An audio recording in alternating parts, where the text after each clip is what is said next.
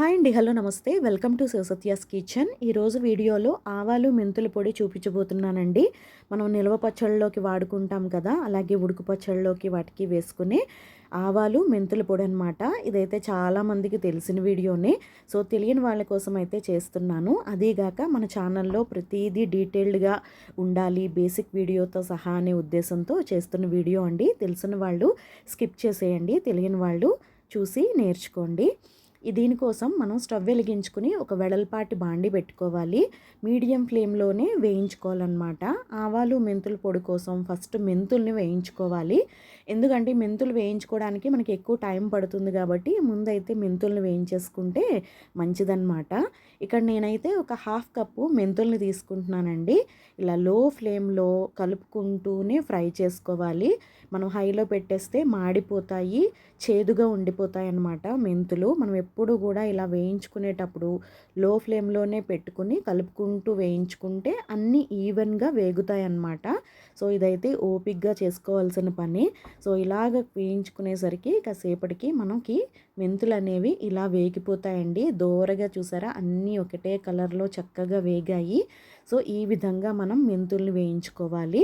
వేయించుకున్న మెంతుల్ని మనం పక్కకి తీసి పెట్టేసుకోవాలన్నమాట. ఒక వెడల్పాటి కంచంలో కానీ పళ్ళెల్లో కానీ ఇలా వేసుకుని పెట్టేసుకోవాలి. ఇవి చల్లారిన తర్వాతే గ్రైండ్ చేసుకోవాలండి. ఇప్పుడైతే మనం ఆవాలను కూడా వేయించేసుకుందాము. ఇక్కడ ఆవాలు కొలత ఎలా అంటే 1 కప్పు మెంతులకి 2 కప్పుల ఆవాలన్నమాట. 1 కప్పు మెంతులు తీసుకుంటే మీరు ఒక స్పూన్తో వేయించుకున్నా, ఒక చిన్న గ్లాస్తో వేయించుకున్నా, ఎలా తీసుకున్నా కూడా 1 కప్పు మెంతులకి 2 కప్పుల ఆవాలు. ఇంకా చెప్పాలంటే ఆవాలు ఒక పిసర ఎక్కువైనా పర్వాలేదు, కానీ మెంతులు ఎక్కువైతే మాత్రం చేదొచ్చేస్తుంది. సో మనం ఏంటంటే 1కి 2 అన్నమాట. 1 మెంతులు 2 ఆవాలు. ఆవాల్ని కూడా ఇలాగే మీడియం ఫ్లేమ్లోనే కలుపుకుంటూ ఫ్రై చేసుకోవాలండి. మనం ఇవి వేగేసరికి ఇవి చిటపటమంటూ ఎగురుతున్నట్టుగా అవుతాయి. మనకి కలర్ కూడా చేంజ్ వస్తుంది, మనకి స్మెల్ కూడా తెలిసిపోతుంది అది వేగేటప్పటికి.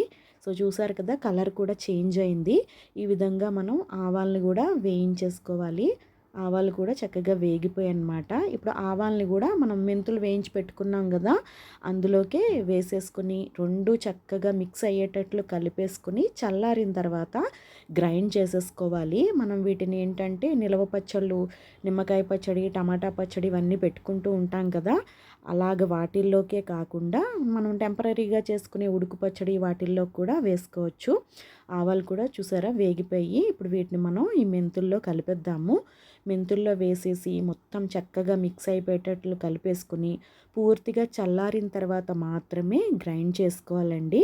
మెత్తటి పొడిలా గ్రైండ్ చేసుకోవాలి. దీన్నైతే మనం బరకగా గ్రైండ్ చేసుకోము, మెత్తగానే గ్రైండ్ చేసేసుకోవాలన్నమాట. మీరు కావాలంటే రోట్లో దంచుకోవచ్చు, రోట్లో దంచుకునే అలవాటు ఉన్నవాళ్ళు. లేదంటే మనం గ్రైండర్లో మెత్తటి పొడిలాగా చేసేసుకోవడమే. బాగా మొత్తం మిక్స్ అయ్యేటట్లు కలుపుకోవాలి. ఎందుకంటే ఒక దగ్గర ఎక్కువ మెంతులు ఆవాలు ఒక దగ్గర ఎక్కువగా అలా ఉండిపోకుండా మొత్తం 2 మిక్స్ అయ్యేటట్లు కలిపేసుకోవాలండి. వీటితో మనం ఉడుకు పచ్చడి చేసుకునేటప్పుడు ఈ పొడి వేసుకుంటే చాలా చాలా బాగుంటుంది. నెక్స్ట్ అయితే నేను ఆ రెసిపీ పోస్ట్ చేస్తాను. కొంతమంది ఏంటంటే ఓన్లీ మెంతుల పొడి వేసే అలవాటు మాత్రమే ఉంటుంది. నేనైతే ఆవాలు మెంతుల పొడి రెండింటిని కూడా కలిపి వేస్తానండి.